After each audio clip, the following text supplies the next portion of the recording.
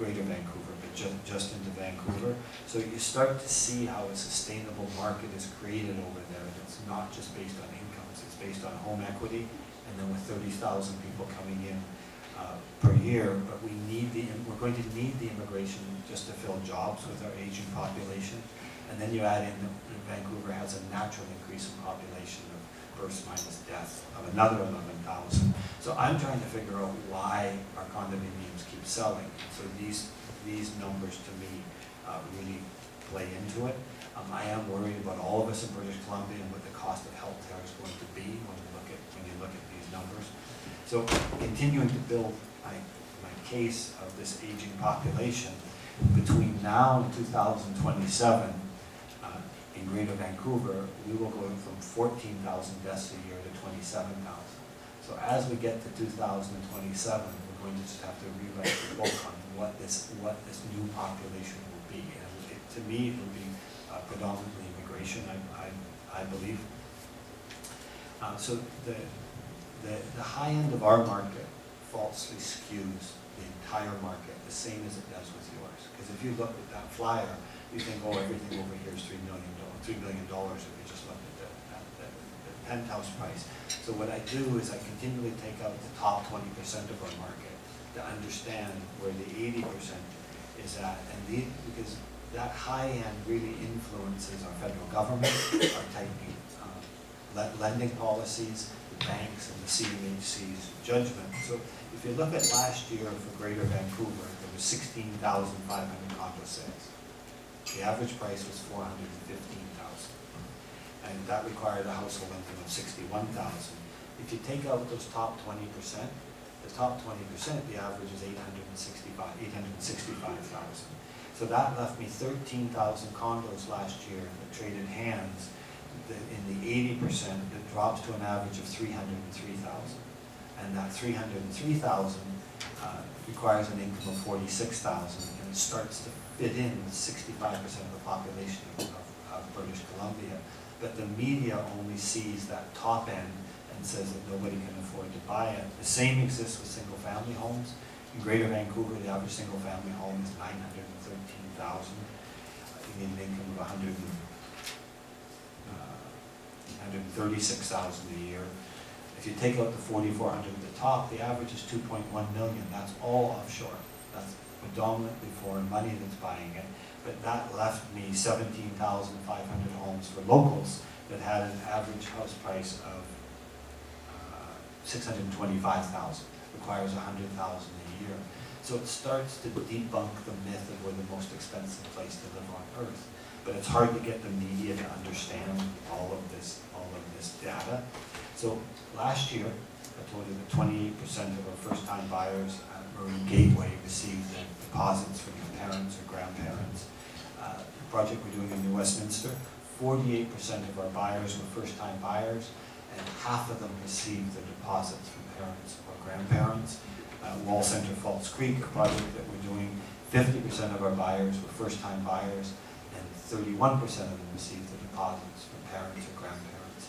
And that applies to you over here too, that everybody promised they'd help the kids, and especially ethnic households, and they're going to back that now. They're going to buy down, and they're going to help their kids, and they're going to free up their own personal debt.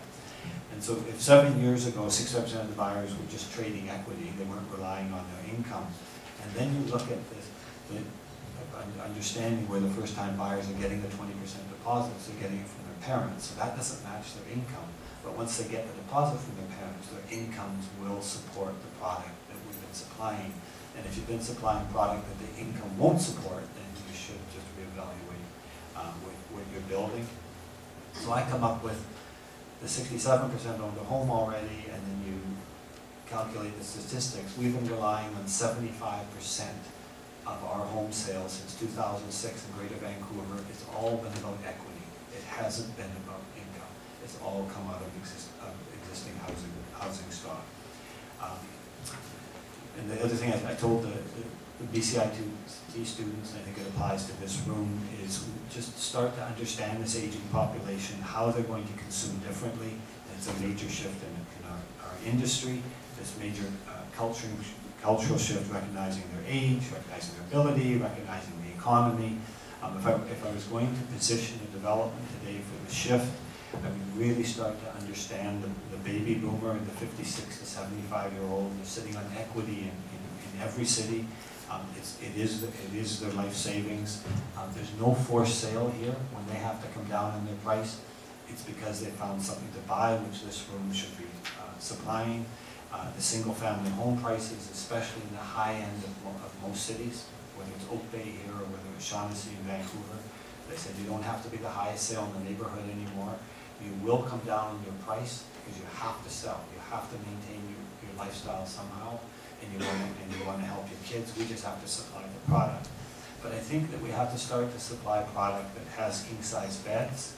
They want flex space. They want dens that actually can be second bedrooms. We're now coming on with a product that's a 750 to 800 square foot one bedroom, so that you can, in the dining room, you can have 8 or 10 people for Thanksgiving. The common area of the home reads as a 2-bedroom or a 2-bedroom den, but it's really just a 1-bedroom. They want dens that are family rooms. They want dens that are dining, so your dining room can expand to 12. They want a place to still have grandma's birthday, but they want low maintenance fees. Don't keep adding the amenities on. Let that be taken care of. Neighborhood fitness centers, and we all live outside.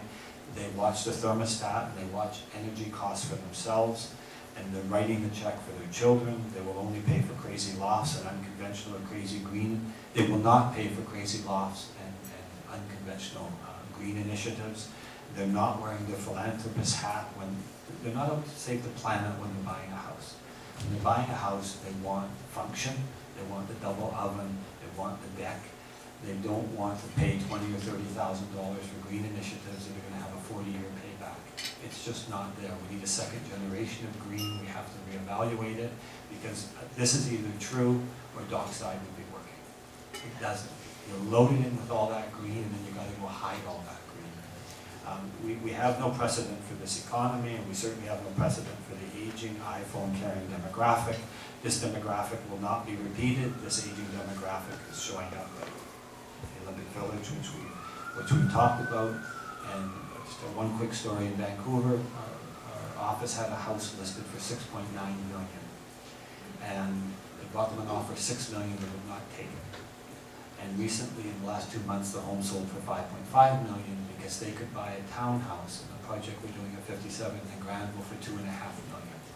And even though it's at that price range, the reason they bought it is they could age in place and stay in their community. This demographic is showing up in Vancouver and UBC. It's going to show up all over Victoria. People want to age in place and stay in their community. So I think, in a nutshell, that where we've split it out is that the parents and grandparents helping the children. It probably should have been the title of the talk, is we're now down to 2 markets but 1 checkbook. And it exists with people you know in this room personally, and it's a really big driver in the market as we move forward, and I think we have to pay attention to it. So I think I should stop. Is there any questions? I could go on with demographics. Any questions? Does that cover enough for you? Okay, thank you very much.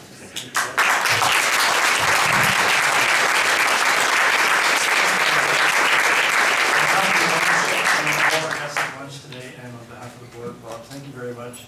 There was a ton of stuff in there, but I think it's very interesting to note that, I don't know what time it is, I know it's not long, and the room is still full. I think that's a great indication. Well, that's because I'll make fun of people if they leave. So thank you very much. Thank you. Thanks.